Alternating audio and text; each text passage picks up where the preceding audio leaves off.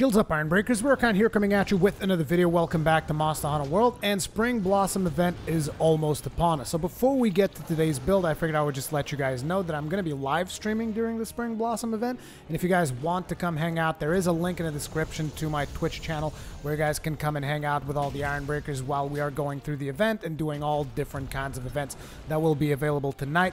And naturally, one event that is going to be of particular importance is going to be the Tempered Deviljho event, because as we all know, up until this point, the Tempered Deviljho is the hardest monster in the game. So I figured in today's build, I would try to focus on a build that you guys can use to go ahead and try out against the Tempered Pickle himself.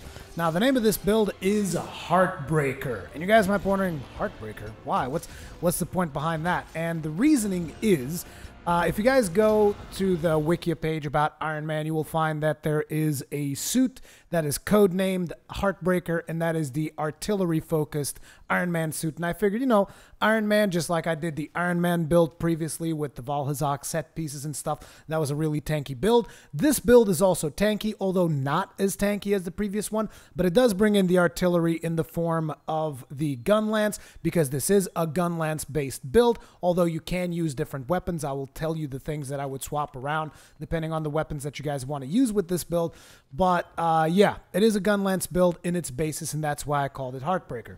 Let's begin. So first thing is the weapon. Now, for a weapon in this build, I am using the Royal Burst because it's pretty much overall the best Gunlance in the game with its normal shelling level 4. You can do the Slam Burst combo. It's going to be really, really good. Now, an important detail to mention, regardless of which weapon you choose to use with this particular build, is I would highly advise you guys on getting the Health Regen Augment, because this build does rely on you getting health back through the Health Regen Augment, as well as getting health back through the Vaal set bonus, and we even have decorations in there to maximize all of that stuff.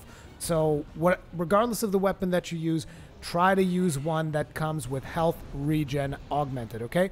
Another thing is the build, just as it is, you can pretty much slap a charge blade that has impact files on it, and it will work just as well as it does with this Gunlance, okay? The way that the build is, it can work with either a Gunlance or an impact file charge blade. So that is going to be completely up to you if you guys want to use it with that or not. Now, let us continue down the rest of the build. The first armor piece that we got here is the Dragon King Eye Patch Alpha. This shouldn't really be news for you guys. I mean, this is a really powerful armor piece. It's got weakness exploit level 2, and it is one of the offensive pieces in the build because, like I said, this build is going to focus a lot on defensive capabilities so that you guys can actually survive the onslaught of the Pickle. So the next piece of gear we have is the Vaal Male Beta. It brings in the 2 recovery speed, and it is our first set piece from Vaal.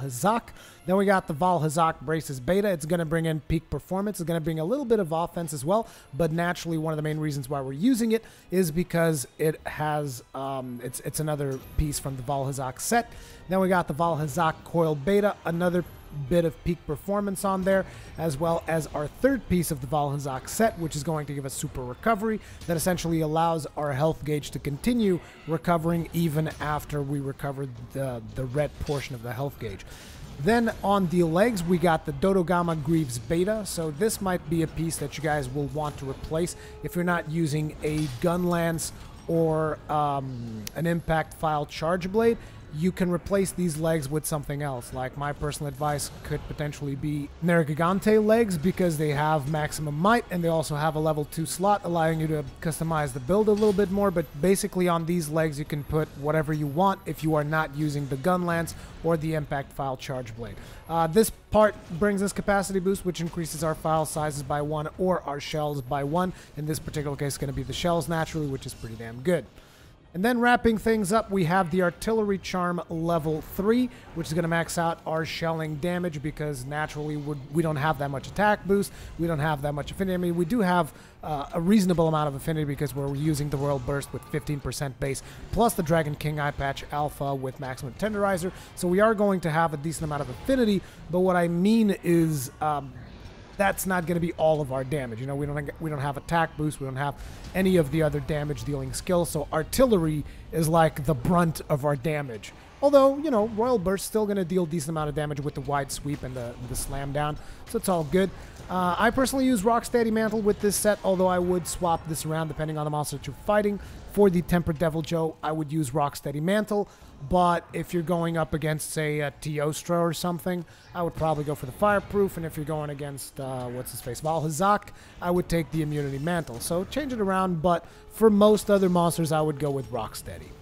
Okay, so taking a look at our decorations, we are looking at 3 medicine jewels on the first 2 pieces of gear. This is pretty much going to max out your recovery up skill, which increases your healing capabilities by 30%. This does stack with Health Regen Augment, and that's the reason why this is here. If your weapon does not have Health Regen Augment, then this is really only going to use you whenever you are drinking potions, but the whole point of this build is to drink potions as last as possible because you're going to be recovering most of the damage that you receive.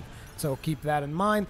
Really good decoration here. Then on the Vaal Braces Beta, we got a Recovery Jewel 1. You only need 1 of these because your Vaal Male Beta already brings 2 points of that, so that maxes out your recovery speed. So basically, you're going to be recovering the red portion of your gauge really, really fast, and then it's going to continue regenerating after that, even though the Recovery Jewels only really help you on the red portion. But still, it's really fast. It's really useful. Trust me.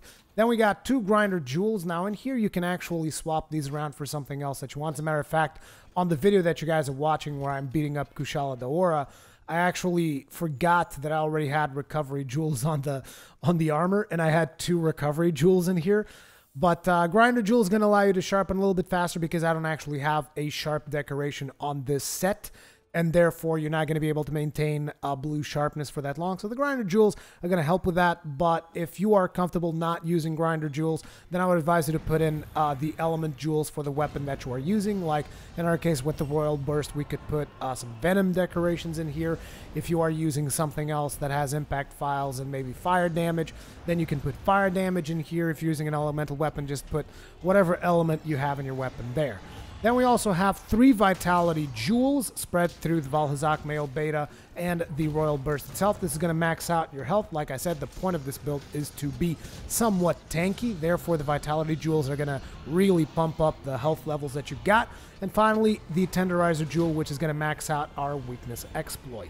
Looking at the final build, you have Health Boost level 3, Recovery Up level 3, Recovery Speed level 3, Weakness Exploit level 3, Artillery level 3, Peak Performance level 2, which comes from the Vaal parts, as well as Speed Sharpening level 2, which you guys can exchange for whatever you prefer, and Capacity Boost level 1, and the Vaal Vitality set bonus called Super Recovery, which is going to allow you to regenerate beyond the red portion of your gauge. So, the point of the build is keep regenerating, always regenerating non-stop, keep hitting the monster as hard as you possibly can, and you will bring him down. Now, this should be a pretty good build for facing off against a Tempered Deviljho. Try it out.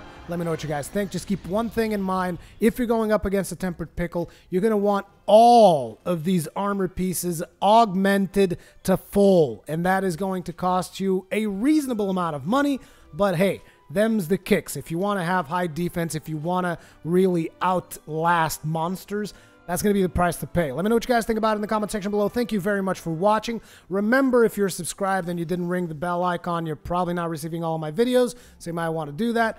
Thank you for watching, and I'll see you guys in the next one. Peace!